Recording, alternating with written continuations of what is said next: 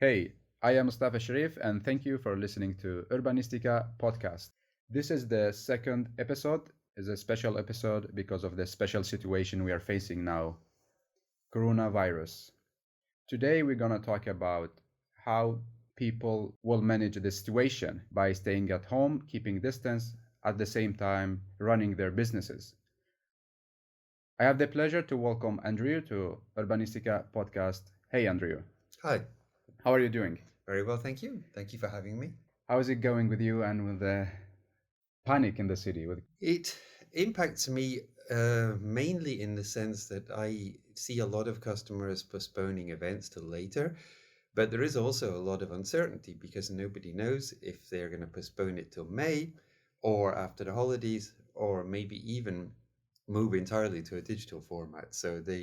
We're in a wait and see situation right now because there are so many uncertainties. Yeah, and that's why we have you today Mhm. to give us some checklists, advices, inspiration. But first, tell us more about you. Okay, I'm mostly known for being a speaker simply because that's when people see me on the stage and they hear me speaking, so they notice me. So I speak in events, companies, universities, government departments, and so on. And I speak mainly about things like what I call ethical influencing, which is everything related to persuading people. So that's speaking, strategy of communication, influencing skills, and so on, but all with an ethical slant, meaning that they are non-manipulative and stuff that is always honest and always trustworthy. But in addition to speaking, I also do coaching and mentoring. The coaching is mostly for speaker coaching, and for that, I am one of the volunteers at TEDx Stockholm. But I also coach people individually as well, and for some organizations. And I do some mentoring, which is sometimes career mentoring, sometimes just mentoring in general for startup founders. And in that area, I'm one of the mentors at Founders Institute in Stockholm. So if you're a startup founder, you might be getting some mentoring from me one day. But otherwise, though, you're likely to meet me more often as a coach about speaking skills, strategies, techniques, methods, and especially the shortcuts to speaking well, but with little time. But then there's another thing I do which nobody sees because I do it in private, and that's the writing. I've written my own book about networking, I do some freelance journalism, and today I do a lot of ghostwriting too, which is writing things for other people, which is articles, blog posts, speeches, even books. But you never hear about that because I do that in private, and there's always a non disclosure agreement. So I do it, but you don't see it. So most people just see me as a speaker. And also, you have very special thing after every lecture you give is the life guarantee of. Oh yeah, this is. I invite people to ask questions anytime because some people are too shy to ask a question in front of everybody. Some people have to run away to catch the last train. So I always promise people that they're welcome to contact me anytime they want, and occasionally people do. Most people just think, "Oh, that's useful," and then nothing happens. But there are people who come back after 2 years, 3 years, and ask if the lifetime guarantee is still valid. And I said it's always valid. Then they have their question, and it's a good way of ensuring that everybody feels that they can get their question answered. And this actually came from an initial request once when I started teaching in a French business school. The first thing I did was to go out and meet in a coffee shop various people who had studied in the same business school. And I asked them, what do you not like and like about professors? And they told me that one thing we do not like is the professor who packs up at the end of the lecture and then vanishes into nothing. And they said you have to stick around and wait to answer questions, even if there are no questions, and also be available to answer things. And I thought, that's an interesting point. So then I thought I will make sure that I always guarantee this after every lecture, and people seem to take advantage of it, so it works in that respect. So, do the listeners have guarantee for? They're welcome. If you have any well, obviously you can't be in the room right now and ask questions, but if you do have any questions, you're welcome to look me up somewhere.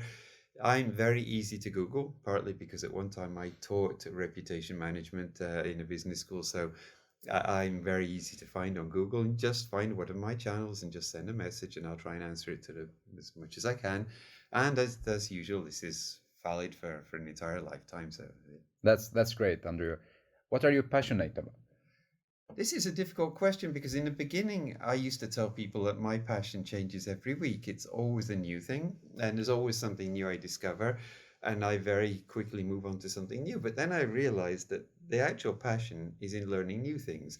So I find that the more you learn, the more you realize you don't know, the more you want to know more about.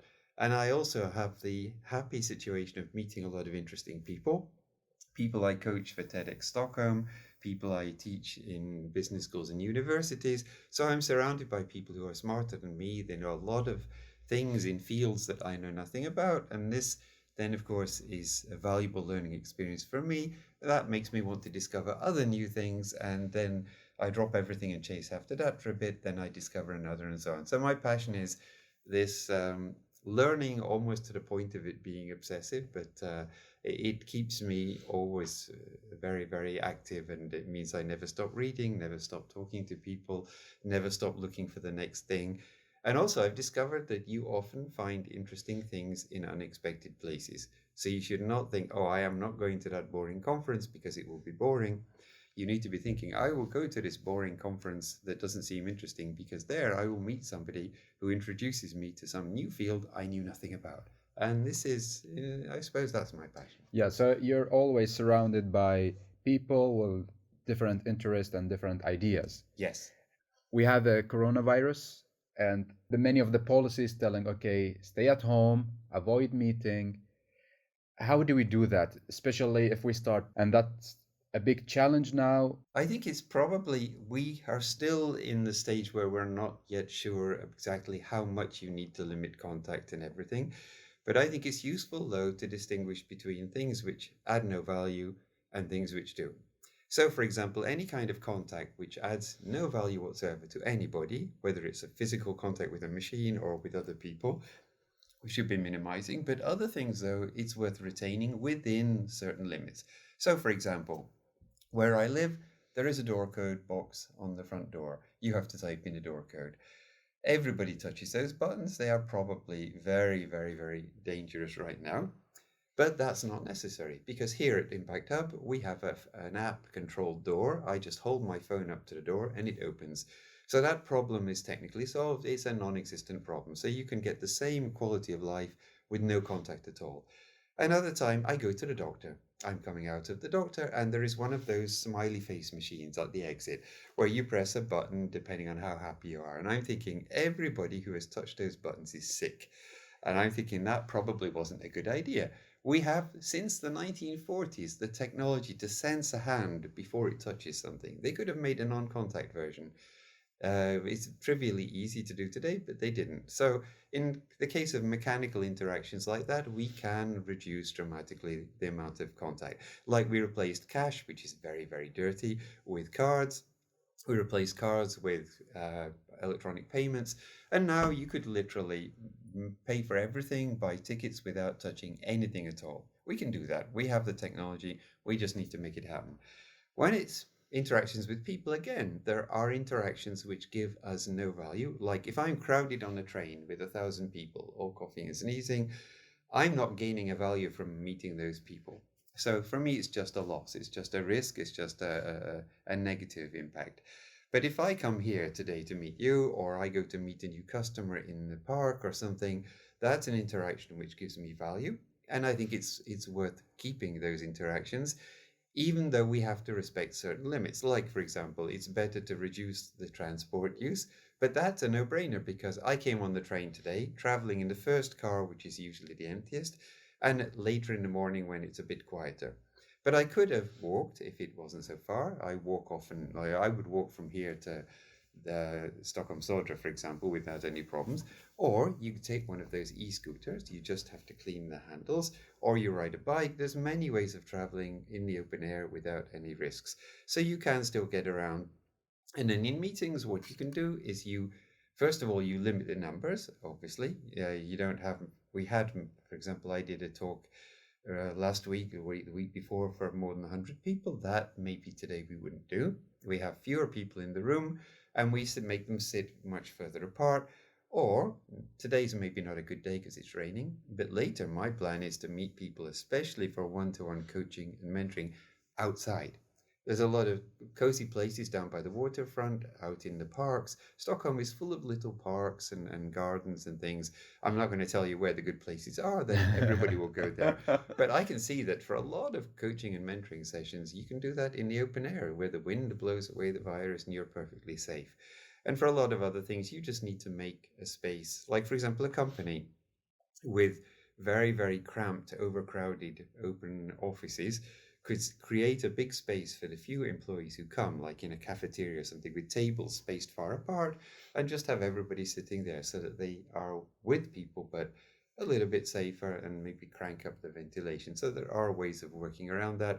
And if I had a company, I'm just an entrepreneur, but if I had a company with employees, I would probably be looking now at getting some e-bikes or e-scooters for the employees so that they can come to the office if they need to or visit a customer.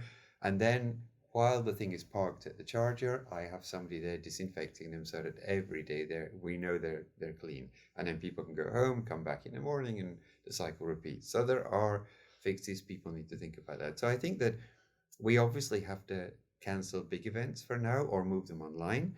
We obviously have to limit the face-to-face interactions, but we should not stop people going to work completely, and we should not stop people meeting at all, because there are many times when it's useful. It's not always necessary though. Like, I typically meet a new customer face to face the first time. This interaction is very important. But there are a lot of established customers who, if they have a writing task to be done, they just send it and I do it and they send the money and we're done. We don't need to meet anymore. So with some long established customers, I haven't seen them for a long time. And there are some editors who I've written for who I have never ever met. We just, they know my work, they send me commissions, I write the article, they send me the money, and we're good. We never talk on the phone, we never meet, we just exchange the work. And so in a lot of cases, you don't need the interaction, but it adds value then to have them when you need them. Yeah. So the main idea here is about mapping your daily activities and see where do you interact and see if this brings value to you or not. And based on that, you Yeah. decide what are the other options you can do to avoid Yes. the physical. Yes, you have a number of options, and I think that it's too often seen as either everybody's in the office building or everybody's at home, and I think that's maybe not necessary. I think that you could maybe rotate and have some people at home and have a small number coming in. So, because it's not for everybody convenient to work from home. There are many people for whom it's easier because they save a lot of travel time. They have a nice quiet home office. They have no pets, no children, no noisy neighbors. But there are some other people, though, who find it very difficult to work at home because they don't have the right space or because the children are at home as well or whatever. So it's good to give people an opportunity maybe to work in the office if they need to have a good quiet space. And some people really need to meet sometimes for one-to-ones. And I think that can continue, but with caution and just taking, obviously, the following all the rules and the guidelines about social distancing. Yeah. But there are some businesses that cannot really afford all these electrical bikes or the Yes. digital meetings platform. What are the options for them? How to deal with it? Well, I think one thing you can do is something that people could have done anyway. I've been watching how people are dealing with the problem, and a lot of people have just moved their regular work onto digital, which means that they are struggling because they have then all the employees trying to connect at the same time. They are trying to use Skype-like platforms for meetings that last all day. And this is both extremely frustrating for the employees, not very productive, and very demanding in terms of resources, which the network wasn't designed for this kind of company networks, maybe yes, private networks, no. But there are a lot of best practices which you should be using anyway, which make meetings shorter, more effective. And if you follow these best practices, then what happens is you have very short, very effective, very productive online interactions, which don't even need to have the video, by the way. You can do a lot of things with just voice and slides. And that saves people a lot of time, a lot of stress. So instead of saying, okay, we're not going to be in the office, so we'll move our 3-hour weekly review meeting to Skype. Instead of doing that, people need to be deciding what actual things need to be decided right now. Choose a specific goal, have a short, very focused meeting about that, and then get back to work. That actually is something you should be doing anyway in Yeah. your everyday life. And this is why you don't really need to learn new skills to use digital channels effectively. You need to just learn good communication practices and then apply those in this digital space. Then later, when the emergency is over, you go back to work and do the same things there too. So you end up having very short meetings, like some companies today limit meetings to half an hour. Some do not allow the use of PowerPoint. And these are all very, very good ideas because then it forces you to think. But the worst problem I see is that people start a meeting without having actually a goal in mind. They just come in and people just chat, and it's more like a social meetup than a meeting, and it's not very productive. It's a huge waste of time, and it's exponentially more difficult when you have to do it through your computer. Then there's a lot of other practical things that you can learn about testing the microphone before the call starts, or having the camera of the computer at eye level, all these things that make you look better. So there's a lot of little technical things, but ultimately though, it's being focused on what the meeting is for, having only meetings that are necessary, and trying to minimize the actual amount of digital interaction needed. Otherwise, people are going to be overloaded. That's why I'm a little bit cautious to suggest to customers quickly that they move a thing that was going to be maybe next week face to face online at the same time. I think that maybe they need to wait a little bit because they already have a lot of problems with the communication. They've moved a lot of things already online. And you imagine the employee who's got a 2 hour meeting with their boss through Skype, then a 1 hour meeting with somebody else through Skype. And then you say, and now we have a 4 hour conference about something else on Skype. This is very, very difficult to manage. And I think that people get very tired very quickly. It's much more tiring to watch a Skype call than it is to be in a room with somebody. And I think that we need to take this into account. And this is not being done very, very well, in my opinion. People are moving everything to work from home mode, but without taking into account that their own VPN doesn't support that amount of traffic, that they don't have enough bandwidth in the network, and that the people cannot absorb more than a few, well, not even a few hours, but even an hour is difficult, I think, in a Skype call. It's very demanding, very difficult to maintain concentration. And then what usually happens is that people are not concentrated, and you have to call their name several times before they answer because they were doing something else. And people learn, like I did a long time ago, I learned to turn off the keyboard clicks on my laptop so that I could do something else while I was in a conference call. And I'm sure I'm not the first person to think of that. Yeah. And do you think it's gonna be many miscommunication and misunderstanding when we meet digitally compared to when we meet physically? Yes, there are because of the lack of concentration. So maybe you say something and people miss it. Whereas if you're talking to somebody in a room, you can look at them, say something, and you see the reaction in their eyes, and you're sure they got that. When it's in an online thing, you do not even know if somebody heard what you said. You have to keep saying, "Did you hear that? Did you hear that?" And that gets annoying as well. Then you have the problem that people mute the microphone, mute the loudspeaker, or there's a freeze. Suddenly the boss is talking and suddenly their face freezes, and then a minute later they start talking again.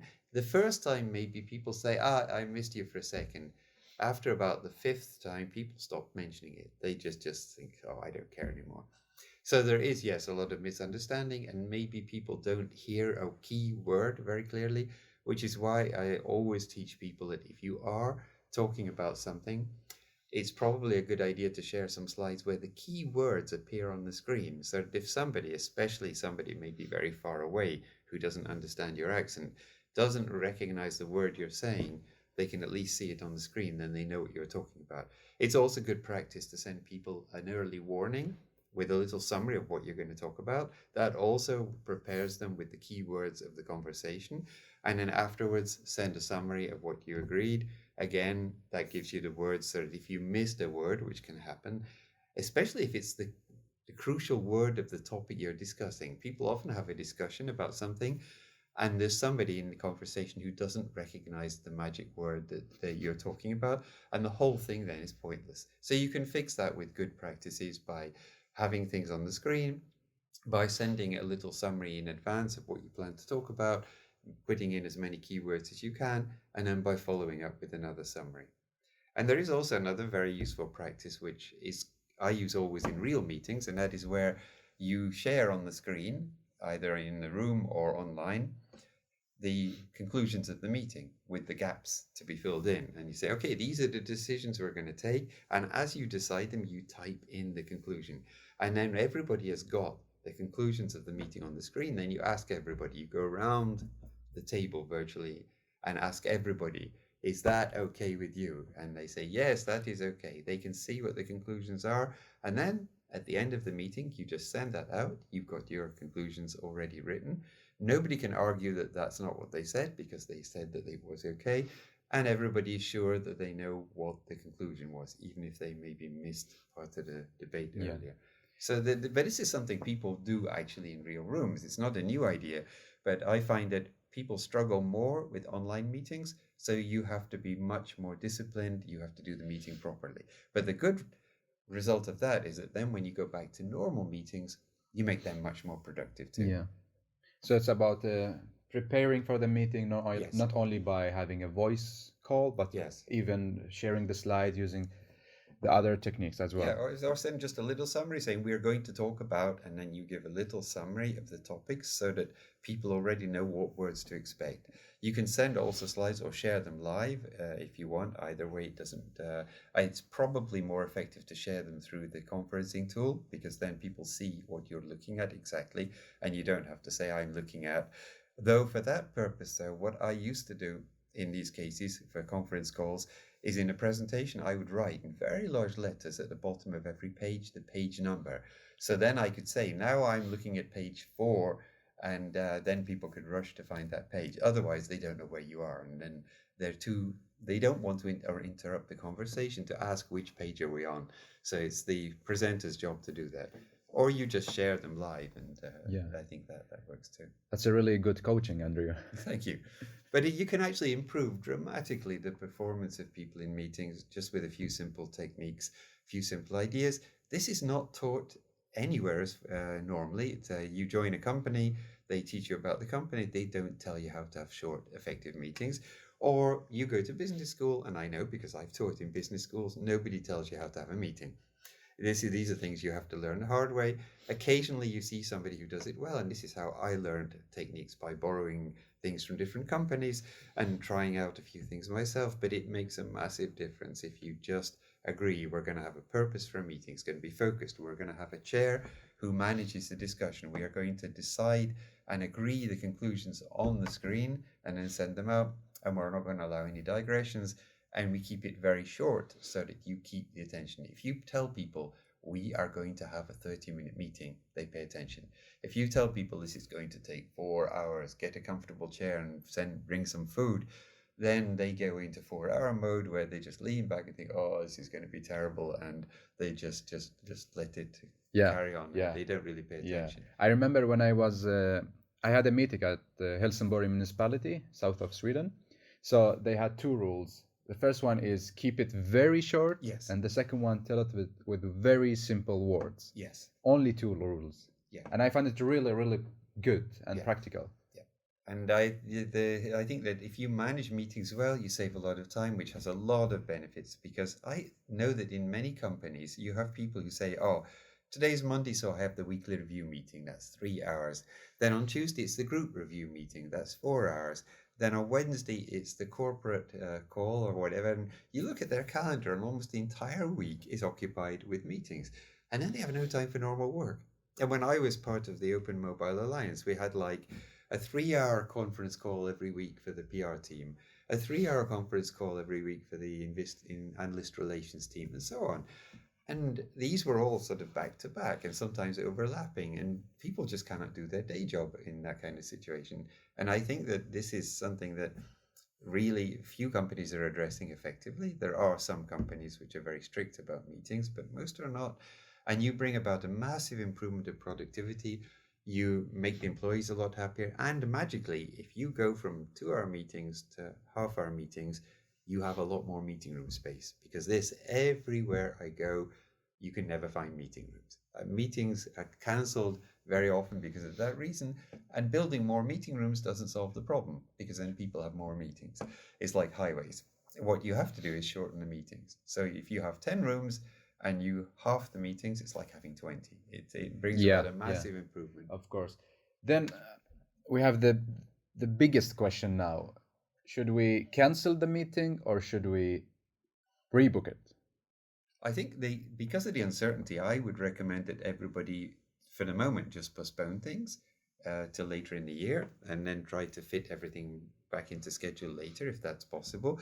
There are some things which perhaps can't be rebooked because they had such a long lead time to organize, like a major event. You really have to book the space maybe more than a year in advance. So you cannot easily rebook in September, though this year is going to be different. This year, I'm sure if you go to a hotel and say, I want to rebook my April event in September, in a normal year, they would just laugh at you. In 2020, I think what's going to happen is that they're going to say, welcome, because we have nothing else booked at that time. So I can see that there's going to be some space here for negotiating. There is probably going to be a lot of hotel space. So it's going to be maybe easier to get a venue. For universities, it's just a matter of waiting till the crisis is past. They have their own spaces and everything. For other events, I'm not so sure it's going to be hard. So I would suggest, for the moment, we don't know enough. I think that until the end of March, maybe, it's difficult really to make any future plans. So I would just say, for the moment, just say it is postponed. We'll define a new date later. And then as soon as we get some clearer idea of where the crisis is going, how long it's going to last, and what the conditions going to be like after the summer, then you can start thinking, okay, let's start booking some hotel spaces. You might need to redimension some events because you will have fewer attendees. This, I think, is inevitable, but I can imagine right now the hotel owners and conference space owners are probably welcoming anybody who book anything at all. So you can probably also get a good deal.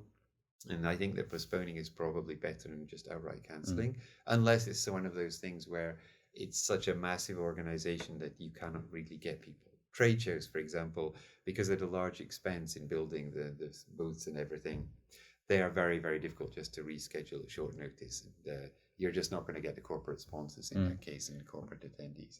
But you didn't mention that moving the event online. Okay, you can also move events online, but I would be very cautious about that. You can do a version of an event online, but I think that let's suppose you have a week-long conference.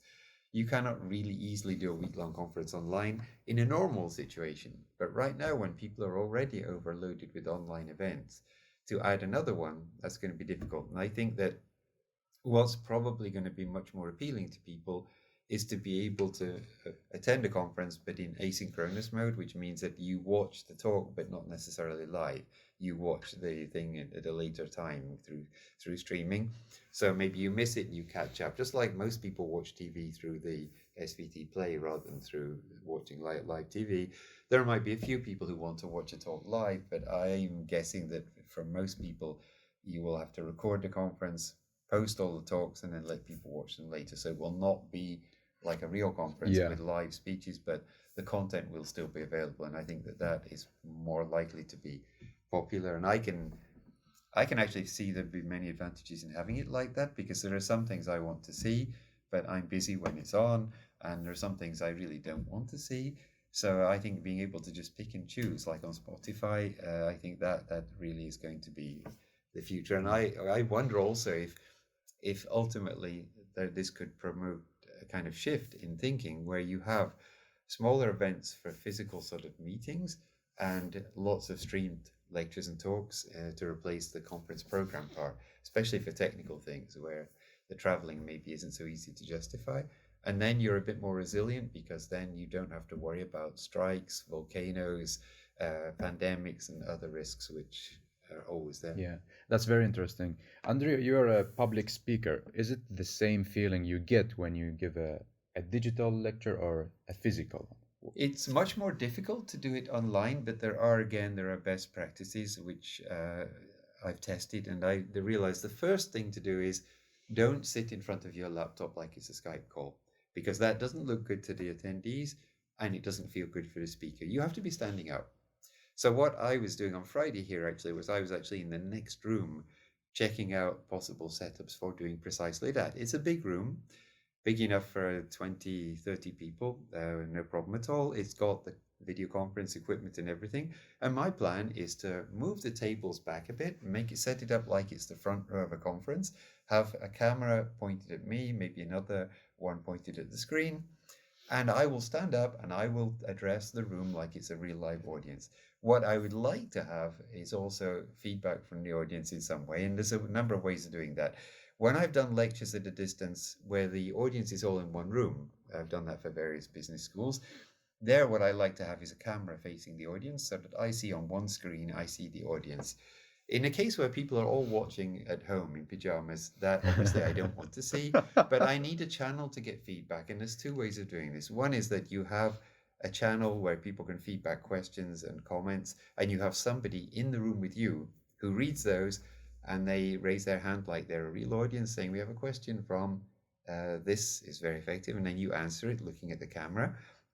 The other technique I've used sometimes is I've sometimes taken a laptop, logged into Twitter, then I tell people to tweet questions to me, and then I zoom in, I think 300% on that, and I put the laptop behind the camera so that I can look at the camera and read the tweets at the same time. So somebody can tweet a question to me, and I can answer it almost as if I was there in the room.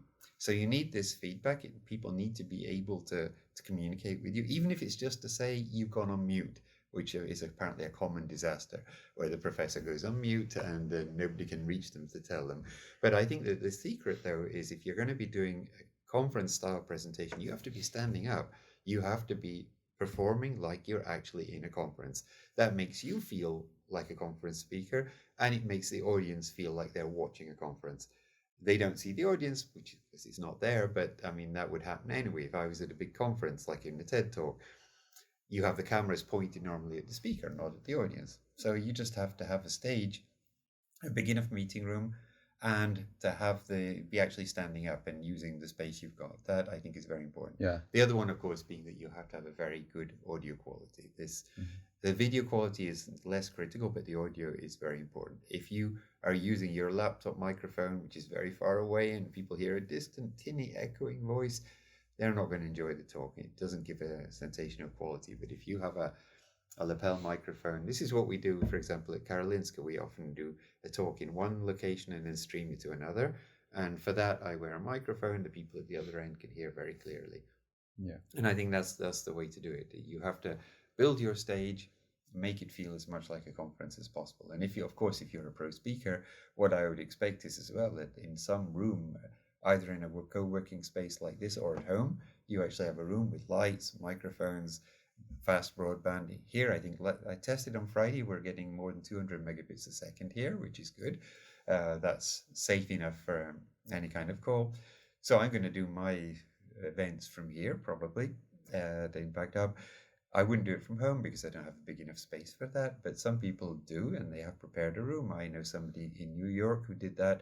He has a spare room in the house. He fitted it with lights and cameras, and he can do lectures from there. And is that way, when there's any kind of crisis, he can be anywhere in the world through that technique. But in the past, though, we've usually been focused on the situation where the speaker cannot travel, but the audience is in the room. Now we have a very different case where the speaker could travel, but the audience can't be in the room. So this is a little bit different. So I'm in a situation now where maybe I go to the client and I'm in the client's own room with their equipment, but the audience is at home, because that's doable. And that means we don't have to mess about with trying to figure out which tool I'm using, which tool the employees are using. We just use the company's own system, and they've already got the licenses, people know how to use it, they're happy with it. And I don't need to worry about finding a big space because the customer has their own spaces. Yeah. So this has become the new thing. But you need to be standing up. You need to treat it like it's a performance. Yeah. And not be sitting at your laptop. And especially bending over the laptop the way people do in Skype calls. You should never do that. that looks very, very unprofessional. But how long are we going to do this? Do you think it's going to stay for long? This is the question I think nobody has the answer to, because we've not done this before. The last time it happened, I think, was in 1918, and there was no Skype then. So this is a new experience. I don't think anybody in healthcare or government or anywhere actually knows how long it's going to last, how long the precautions have to last. So we're in the kind of situation where we just have to cope day by day with what's happening. Long range plans are a bit more difficult, though this is a time when you need to start thinking, this could last for months. This could happen again, and maybe start evaluating a little bit more carefully the risks which we all face. And in my role as a startup mentor, I meet often founders who have an internet-based business. And if I ask, so what happens when there's no internet? And I meet people who've never actually asked themselves this question. They have an internet business and they don't have a plan for when there's no internet. And I was saying, what happens if your provider dies? I mean, that actually happened with a major Swedish provider 2 weeks ago. There was just a complete loss of connectivity on both mobile and fixed. This can happen. This could happen on a larger scale. Now, there are ways around it. I can imagine lots of ways of working around that problem, like moving to servers in another country or provisioning a direct link to a server in Denmark or something. There are technical ways of fixing it. And there are also non-internet ways of providing service. So you could work around all these problems. Or if you have a coffee shop, what happens when you cannot have customers coming to you? You have to think, can I deliver to offices? Can I deliver to homes? Could I set up outside in a park or something? You have to look at other options. But I think a lot of times people are not asking these questions. They're not saying, what if there's no electricity? What if there's no water? What if there's no internet? What if there is a pandemic? What if there is disorders and riots? What if, whatever, just try and think, can we deal with these things? Yeah. A few years ago, I was commissioned to write an article about what hotels will do when there's no internet. And so I talked to a lot of hotel chains. Some have got very elaborate plans in place, and some are very, very advanced technical solutions. Some just have no plan at all. For a lot of people, they say we're going back to pencil and paper, and for some though, some hotel chains, that just doesn't work. So it's a good time to think now, to take this as an example and think, okay, what are we maybe missing? What are the risks we are exposed to? Do we have alternatives? Like if for some reason, let's suppose there is a massive strike of public transport. When I lived in Italy, this was a sort of regular occurrence. What can you do to keep your business going? And is there an alternative? Are there any backup plans and so on? And I think a lot of times people are not asking these questions. They're not investigating the risks, and they even, for their core businesses, they're not doing that, never mind the additional things. Like I was asked once to write an article about a new kind of motorized suitcase, which is like a suitcase with a battery and an electric motor, and you pull out handlebars and it becomes a motorbike. You can sit on it and drive around the airport. And I was writing about that, and everybody was saying how wonderful it is. You'll never have to walk again. You can go through an airport at very high speeds. And I just wondered, will they even let you do that? So I contacted all the major airports I could think of, and I asked, if a customer turns up with a motorcycle suitcase, will you let them drive through the terminal? And they all said, never. This is dangerous. No way are we going to allow that. So I contacted the manufacturers and I said, what's your response to all these airports who say they're going to ban your product? They never answered. But I think that people are not good at looking at risks and downside hazards. And I think this is the problem we have today. We're still figuring out how to live with this pandemic, but there will be other problems in the future. And most likely the next problem will be a different one. But I think that very often we're not really thinking ahead, and I think people need to. And also, you can, at a macro scale, you can also design things to reduce the impact of all of these things. Like, for example, a traditional sort of conference center funnels everybody through one entrance, even if they're going to different meetings. So that way all the germs get exchanged. But there's been, for a long time, lots of alternatives to that. Like at the San Siro football stadium in Milan, where to go to the top ring, there are many different towers. You come from different directions. You only go into the area where you're going to sit. You have no contact with the other people at all. And you could imagine a conference center where you have separate rooms. Each room has its own bathrooms and reception and a door to the outside. With modern security technology, this is trivially easy to do. So you can think ahead and think, how can we make it so there's less infections being exchanged? And this is something you can do now for the future. Obviously, it's hard to retrofit these things to existing designs, or public transport too as well. Because of the way tickets used to be stamped by a human, they had this funneling effect where everybody had to go through the same space. You could potentially design stations as well with multiple access from different layers, but that has to be done on a very long time scale because it's not something you can improvise in the last minute. You can just give guidelines and encourage architects to maybe design things so that there is less exchange of viruses, just in case that happens. Yeah, we should finding different options, new plans, finding the values, but people are in panic. They have Yes. kids. Big businesses, they want to manage their employees. Now I'm looking to you, you're very calm, very positive, very happy. I didn't see a face like yours in the city for a while since we have the coronavirus. How can we keep calm meanwhile there is all this happening around?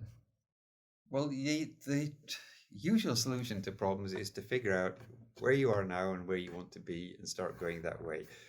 To worry about how you got to where you are or to think we shouldn't be starting from here is not very helpful. It's like you ask somebody, what's the way to whatever? And they go, I wouldn't start from here. Well, I mean, this is true, but that doesn't help you at all. You have to be thinking, let's forget how we got to this point for the moment. We can worry about that later. And now worry about how we get out of this hole. What are the things people can do? So this is where I'm assuming that the authorities, the administration, everything, they know much more than me. So I leave these sort of high level management to them, of course. But at the lower level, though, everybody can contribute. Like there must be ways in which people can help. Like, for example, you have a one problem today where hotels are empty because there's no tourists.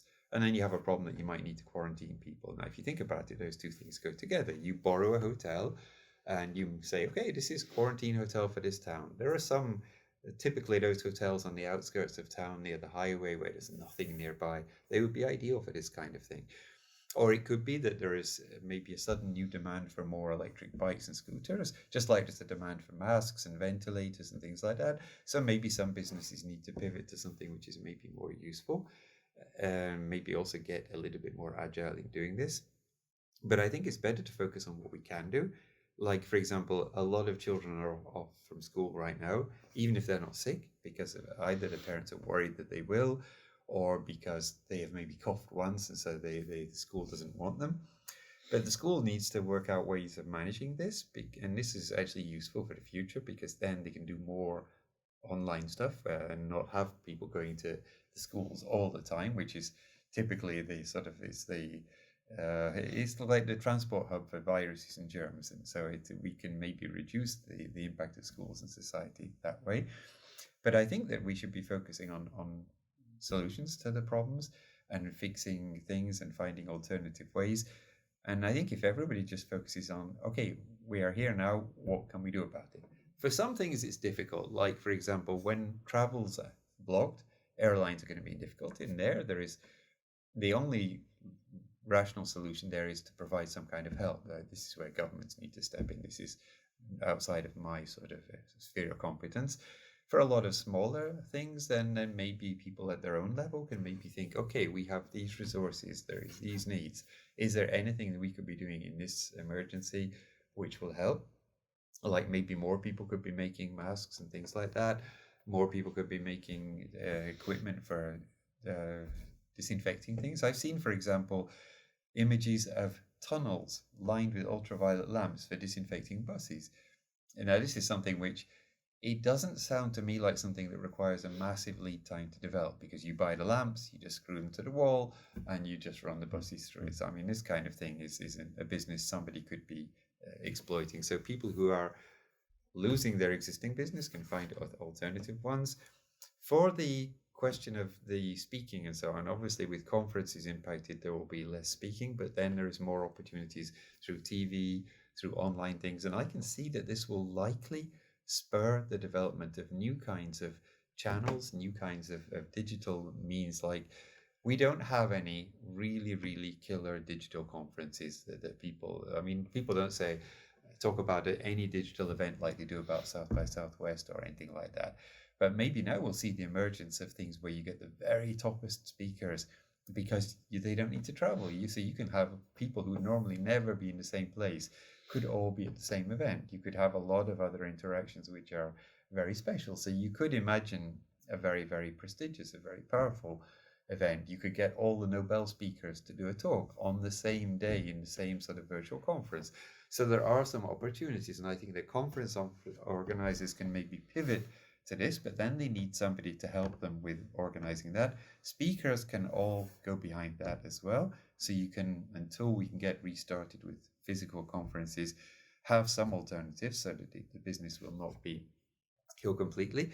Companies can learn a bit better about how to do things and maybe bring in extra help to help them to manage their meetings and so on. And it's also a chance maybe for people to sharpen their tools. I was always taught you should be selling, finding business, delivering, or if there's really nothing else to do, you shouldn't be wasting your time. You should be learning a new skill. So, like if you're a consultant, you're either selling or you're working for a customer or you're learning a new skill. So, this is an opportunity for people who maybe have got some spare time to go and do some online courses, to register for a few things in various universities, to hire somebody to give them a short talk. It's also, I think, a great opportunity for people to use short formats like TED style, because people don't want to sit in front of their computer for an hour listening to a boring lecture. You have to be much more selective. And I see here as well, what I am expecting is that I will probably end up this year doing a lot more video presentations, but in TED format rather than doing hour-long or 2-hour-long things. What is TED format? TED format means short to begin with, no more than 18 minutes, focused on one topic and very engaging at the same time. So people watch because it's exciting, not because they're forced to. So they turn it on, they start it, and they watch hopefully to the end because it's so interesting, it's so enjoyable. And it's short enough to be absorbed as well, which takes a little bit more time than developing a 1-hour lecture, but it's probably a good way of reaching people, because then you can make these things.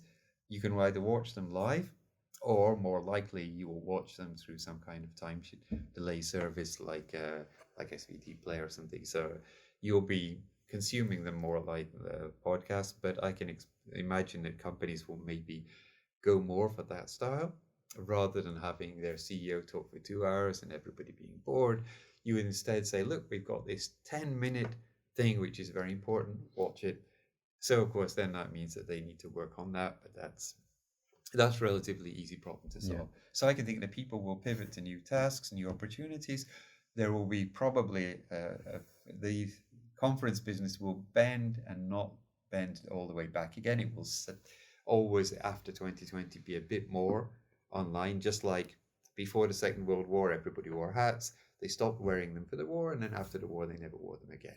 I can see there being a change like that. Conferences will not die because it's a social event as well. You go to a big conference not just to hear the news, otherwise you could just read the proceedings. You go there to meet people, and this is very important. And I think that there will still be events and there will still be opportunities to talk to people, and there will still be talks there, but there will also be a lot of opportunities online. A lot of live conferences will have also a side effect online as well, because I've noticed, I've worked on conferences, technical conferences, where in the room you have 400 people. That's all. So you talk, and 400 people have seen your talk, and that's it. And then they go away. What about the other 8 billion people in the world? So you really need to capture everything on video and post it online later.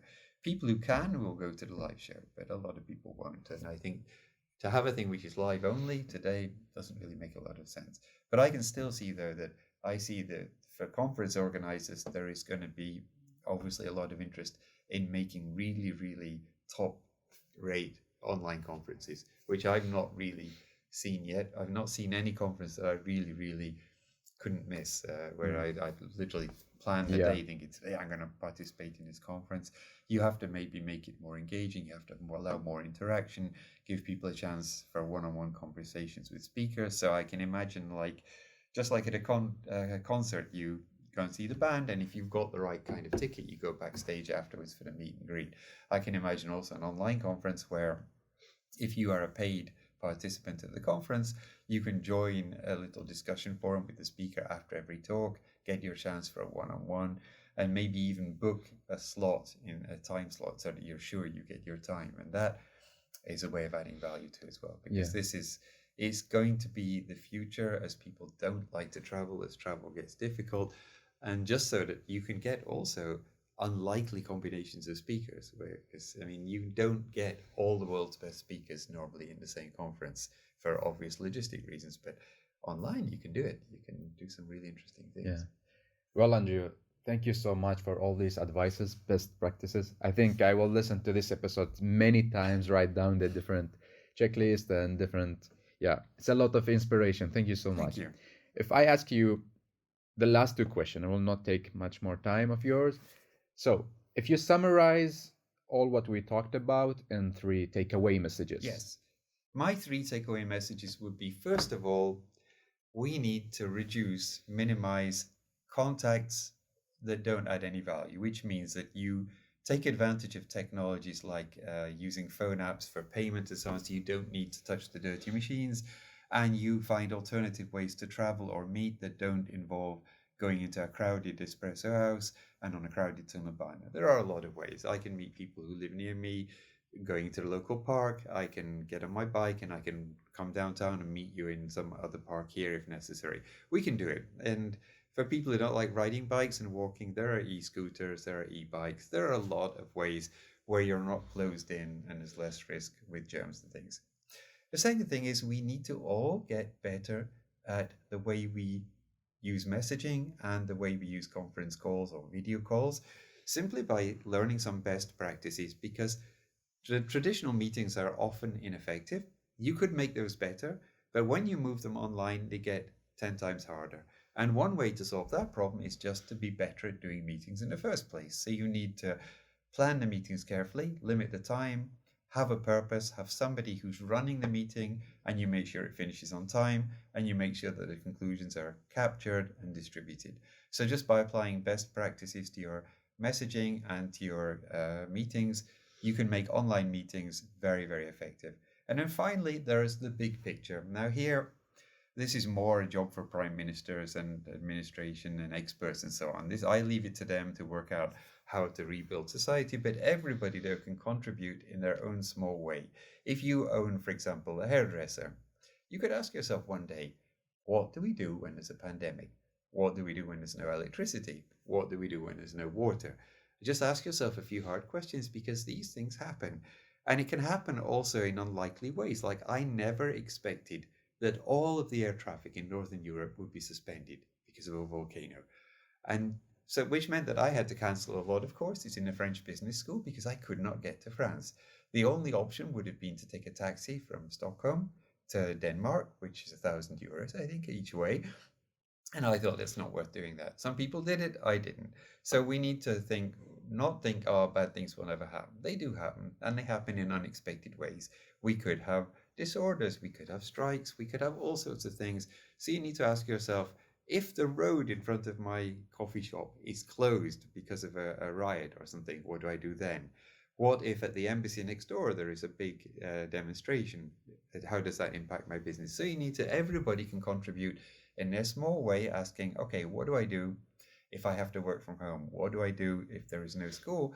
What do I do just think of all the things that could go wrong and think of what you could do about it. Because then if everybody is doing that, that helps also the people who are thinking at a kind of national level. So there's a lot of things that other people can do. Like, for example, it might make sense that if you are building a new hotel chain, maybe somebody could explain to the architect how you could build a hotel which can be quickly converted into an emergency hospital in case of nuclear attack or pandemic. I don't know if that's feasible or not, it's not my business, but these are things which people at a higher level can take care of. But at our own kind of level, we can plan things as well and figure out how we're going to do stuff and how we're going to use our resources. Amazing. And the three hashtags. Hashtags, oh, this is a bit more difficult, but first one, I think I would probably choose something optimistic for the first one, something like we can do it. For the second is that I would like to have something related to the message about meetings, maybe just shorter meetings, very brief.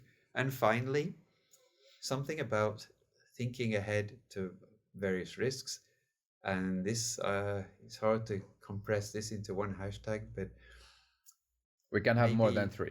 No, I would just say something simple again, like think about the risks, something like that. Just to remind you that you maybe need to be asking, one day there will be no electricity. How do we run our business with no electricity? There are ways of doing that. Yeah. Thank you so much, Andrea, for You're welcome. everything. And thank you for having me. Thank you. And thank you for listening to Urbanistica podcast. Please stay calm. Take care. I am Mustafa Sharif. Have a good life.